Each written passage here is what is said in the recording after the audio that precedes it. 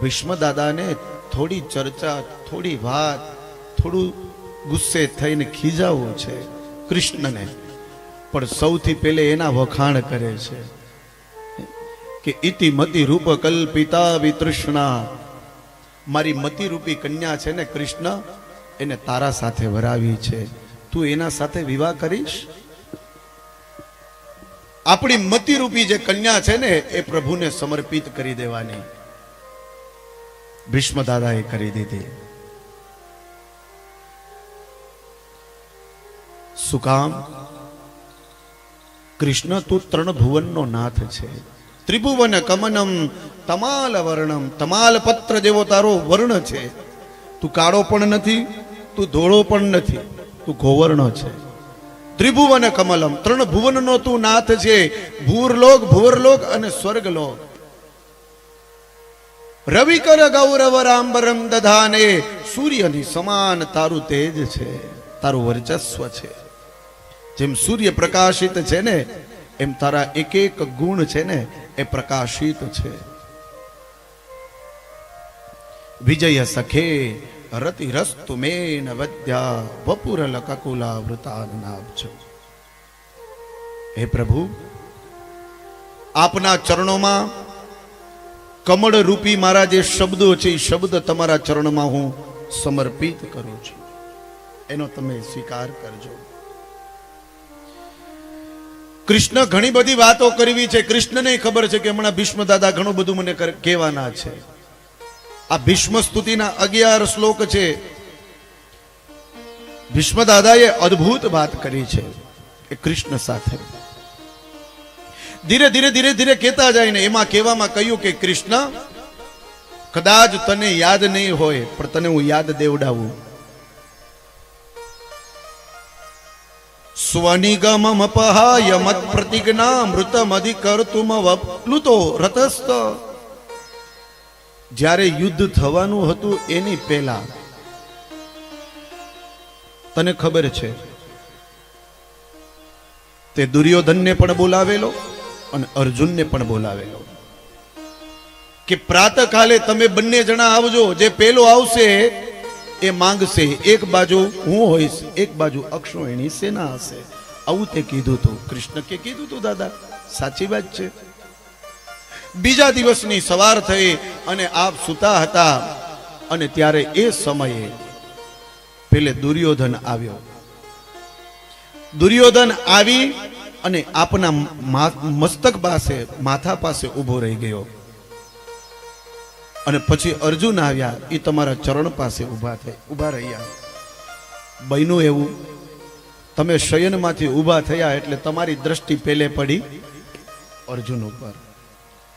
એટલે તમને એમ થયું કે અર્જુન પેલે આવ્યો, પણ હકીકતે દુર્યોધન પેલે આવ્યો હતો. માગવાનું હતું એટલા માટે. પછી તમારી દ્રષ્ટિ અર્જુન ઉપર પડી એટલે તમે અર્જુનને કહ્યું કે અર્જુન હવે તારે પેલે માગવાનું છે, માગી લે. અને ત્યારે દુર્યોધન એમ બોલ્યો કે પ્રભુ પેલે હું આવ્યો હતો તો પેલો હક મારો છે. અર્જુને કહ્યું પ્રભુ સાચી વાત છે, એને માગવા દો. કારણ કે અર્જુનને ખબર હતી દુર્યોધન શું માગવાનો છે, એને જ માગવા દો ને, બાકીનું આપણા તરફ જ આવવાનું છે. અર્જુને કહ્યું પ્રભુ એને માગવા દો. અને ત્યારે દુર્યોધને કહ્યું કે પ્રભુ મારે અક્ષોહિણી સેના જોઈએ છે. કારણ કે પરમાત્માએ કહ્યું હતું કે એક બાજુ હું હોઈશ, એક બાજુ અક્ષોહિણી સેના હશે. દુર્યોધને વિચાર કરી લીધો કે આટલી બધી સેના જેના સાથે હોય ને એનો જ વિજય થાય. આવું માનવું નહીં હો. આવા મનમાં વિચાર હોય ને તો કાઢી નાખવા. જેના ભેગા ભગવાન હોય છે ને એનો જ હંમેશા વિજય થાય છે. કદાચ વિજય થવામાં થોડો સમય લાગે પણ જેના ભેગા ભગવાન છે ને એનો જ વિજય થાય. દુર્યોધને અક્ષોહિણી સેના માગી લીધી. અર્જુને કહ્યું બસ મારે જે જોતું હતું મને મળી ગયું. વગર માગે ભગવાને એના પક્ષમાં આવી ગયા. મજાની વાત એ છે કે ત્યારે કૃષ્ણએ એમ કહ્યું હતું ભીષ્મ દાદા કહે છે કે તે એમ કીધું તું કે યુદ્ધ દરમિયાન હું એકેય શસ્ત્ર હાથમાં ઉપાડીશ નહીં. તો આવી પ્રતિજ્ઞા લગભગ કૃષ્ણ તે લીધી હતી. કૃષ્ણ ક્યાં લીધી હતી? તો પછી યુદ્ધ મેદાનમાં તે રથનું પૈડું ઉપાડ્યું. શું કામ ઉપાડ્યું? એ પણ એક પ્રકારનું શસ્ત્ર છે, અને એ પૈડું લઈને તું મારી પાછળ દોડ્યો. એ પ્રતિજ્ઞા શું કામ તે તોડી? કૃષ્ણ જવાબ નથી આપી શકતા. જવાબ ક્યાંથી આપે?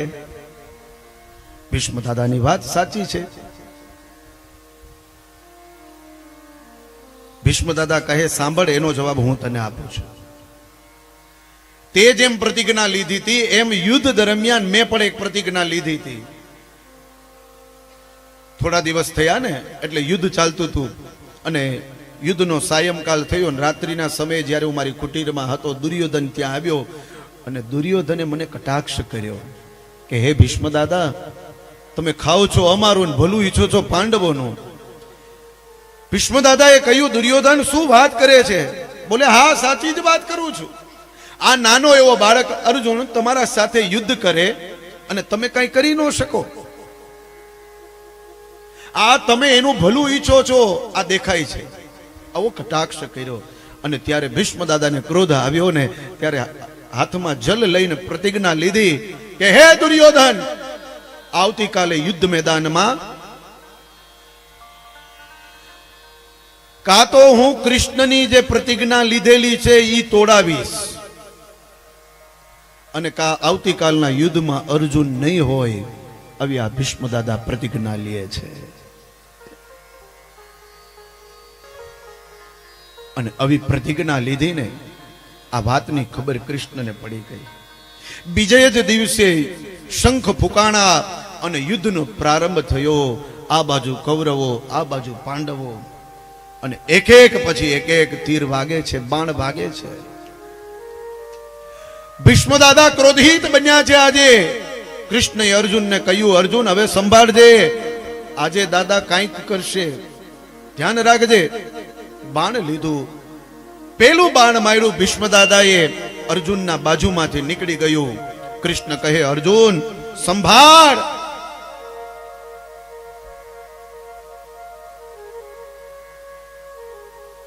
એ જ સમયે બીજું બાણ માર્યું, અને બીજું બાણ માર્યું ને એ અર્જુનનો રથ હતો ને એનું પૈણું તૂટી ગયું. કૃષ્ણ અને અર્જુન બંને નીચે આવી ગયા.